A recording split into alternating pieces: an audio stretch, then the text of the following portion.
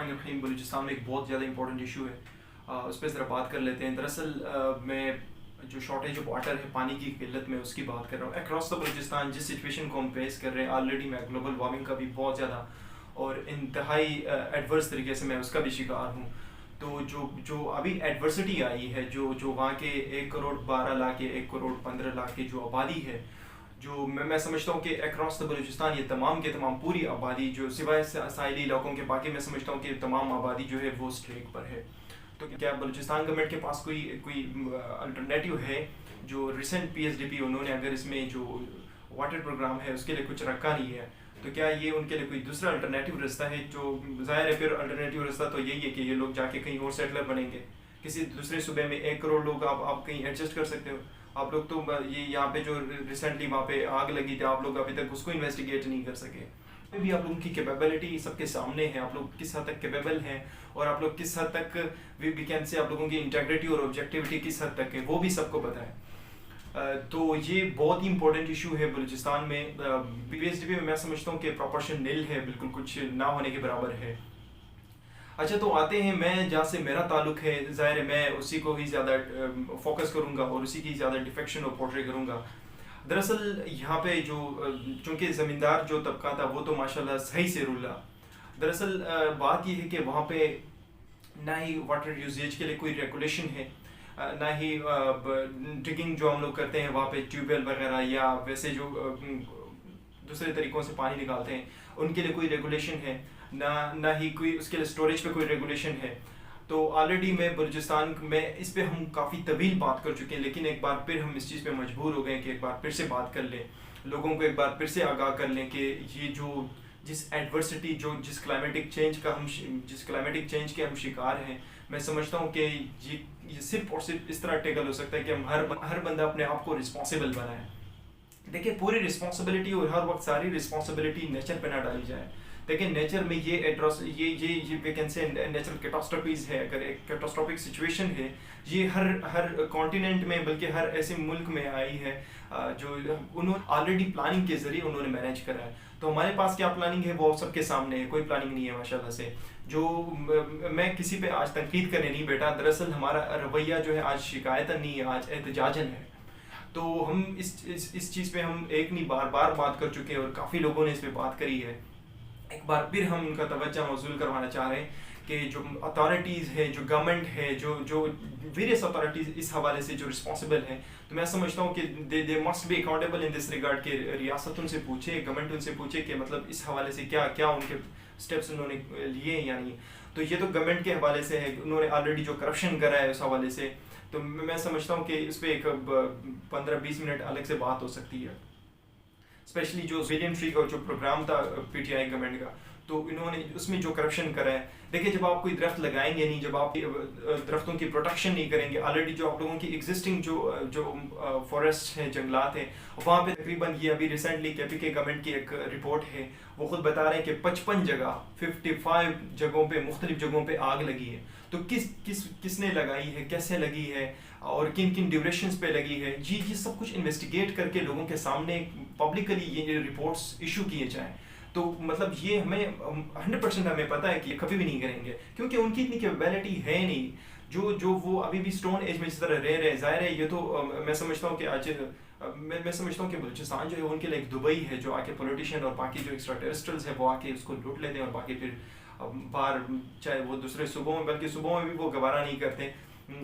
जो out of state abroad चले जाते हैं, उनकी फैमिलीज, उनके वहाँ सारे बच्चे वहाँ पे सेटल होते हैं।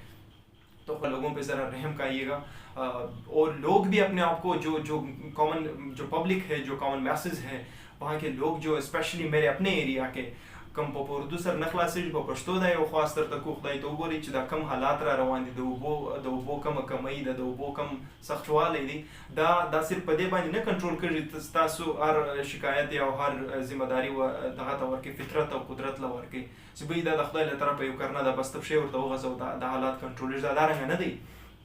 का हर कस कखबल सदका कभी का खैरात कभी कद ज़कात यो अमाउंट भी हर हवाला सर दे संग यो अमाउंट कंट्रीब्यूट कवल ऐसी दद बगट कुर्बानी गट खैरात और गट सदका जारिया बद गदावी सदी दी सो दरख्ती वो लगी दखबल इस्तात के मुताबिक که غریب وي که موړ یې پکار ده چې په ګرده اکراس زه خاص کر د سپیشلی نن د لورلایي د جنوبي پښتونخوا سیمې خبره کوم چونکې زموږ په هغه سیمه کې خالصي وایم مسخیل او د ژوب په اخوا بیا زیاته یو شی نسته او څه ځنګلات د زیارت غدي نو دا د بارانونه سدي دا پر وشو ډبرو نه راځي بارانونه سدي پر سپیرو غرو نه راځي بارانونه درختي راکشي نو دا درخت به ما ته په خپل همت لګو